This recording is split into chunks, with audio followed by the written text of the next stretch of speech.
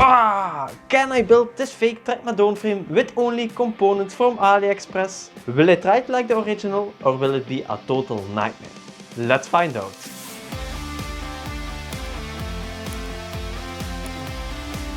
My goal for this build is to replicate the original specs as closely as possible. I've equipped it with a wheel top electronic group set, slick carbon wheels and even a 3D printed saddle. Now let's start with installing the brake calipers.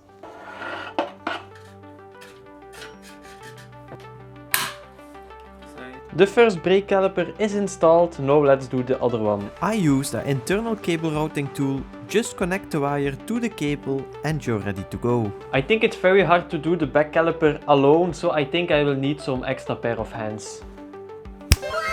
Oh, what a surprise! I just cloned myself. But even with that clone, it took more than 20 minutes to guide that one cable through the frame. Yes! Finally, we did it together! Wind power! Then I just needed to position the brake caliper and tighten the bolts. Next up, I applied some grease to the front fork, head tube and bearings.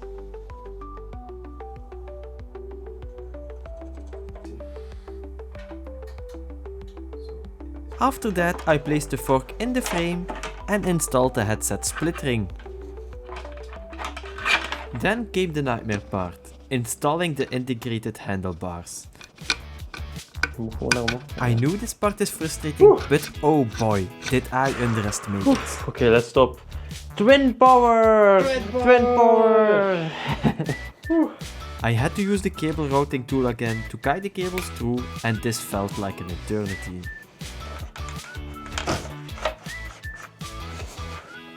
Once I got that done, I added the spacers and tightened the compression clip. Finally, the brakes are done. It took me 2 hours. Hopefully the rest will go faster. Then I installed the derailleur hanger. I chose for the wheel top electronic group set because it is wireless and I was worried if I had a mechanical group set it would not fit with all the cables. So I started by installing the rear derailleur and then moved on to the front derailleur.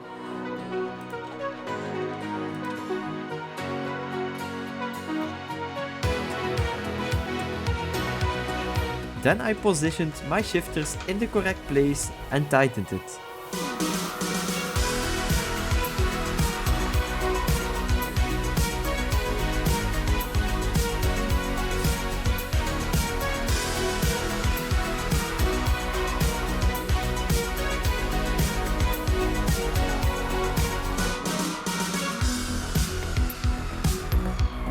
For the crank, I went with the Scenics Road Bike 2x11 crankset, because it looks similar to an old SRAM model I liked.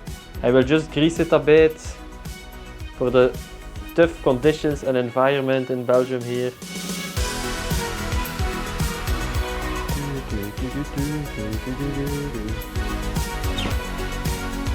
I wasn't impressed when the crank kept spinning. Maybe it's because of the cheap bottom bracket that came with the frame.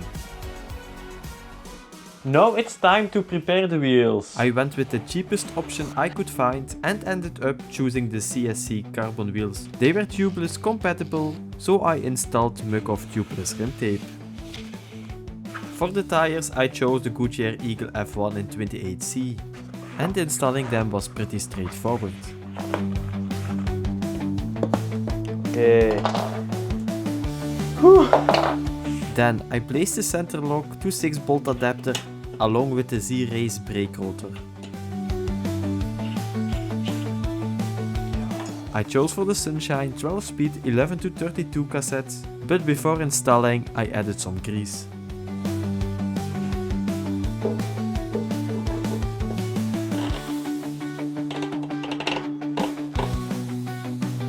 Finally, the wheels are complete. Now let's put them on the bike. Everything seemed fine until I mounted the rear wheel and noticed disc rub. A lot of disc rub. Okay. I had hoped this would be the only small setback, but nope. It started as soon as I placed the front wheel in the fork. Hopla. The center lock adapter was touching the fork, making it impossible to use the CSC front wheel. While the frame was starting to look like a bike, my confidence in completing this successfully began to fade.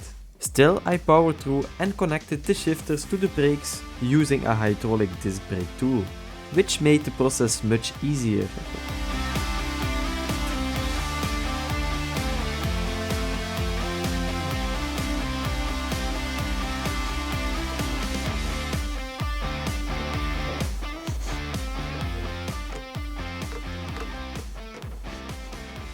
I installed a KMC 12-speed chain, even though the chainring was labeled for 11 speeds.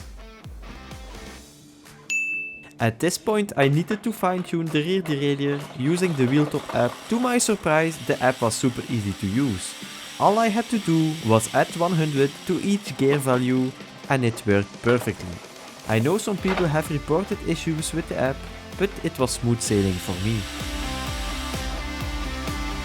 Next, I installed the saddle, a Riot 3D printed bicycle saddle with a plastic finish, with a weight of 173 grams.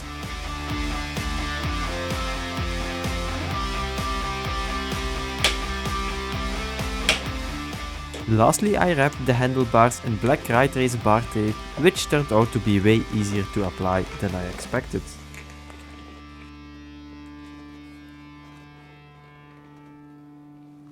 At this point I thought I had finished my build, but there are still 3 important issues. The first one I had to change is the center lock ring. As you can see, it's very thick. I never thought there was so much difference in center lock rings. Hopefully this one will do the trick.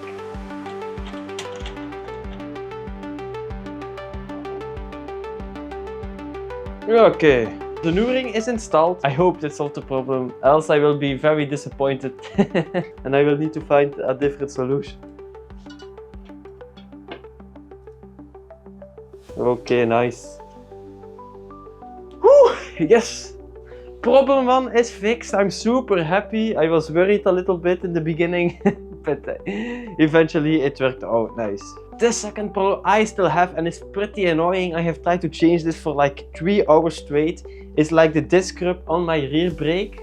But whatever I do, it's not possible, so I googled it and there might be one option that I overlooked, and that was access paint. And to test this theory, I will just make shims out of one soda can to see if that's the real issue. When installing the shims, the disc grip was gone, so I needed to remove the access paint. To fix this issue, I will just scrape it off with some sandpaper.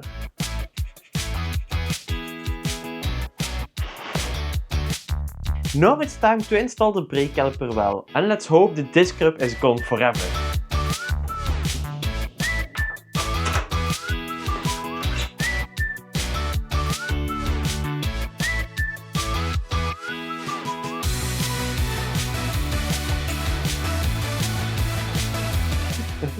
Finally, chain grip is gone forever! It worked. Thank God. I'm super excited, 2 of the 3 problems are solved. Now there is only one thing left to do, and that is remove the plate from the fork. I've spent hours and hours to try to fix it, but I could not make it work, so that's why I will take it to a bike shop. Is the problem caused by the fake frame, or was it my poor installation skills that created this issue?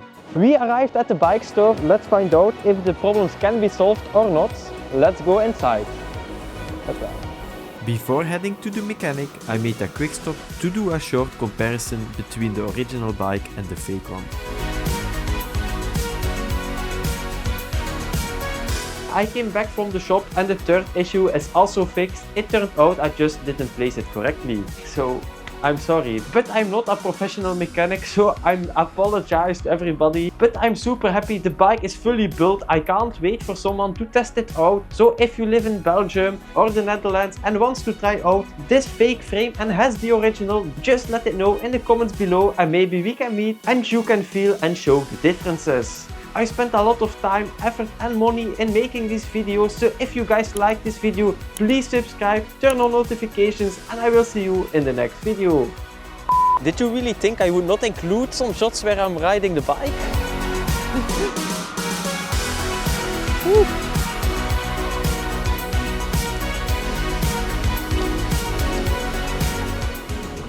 This is my first ride, let's go to the final conclusion.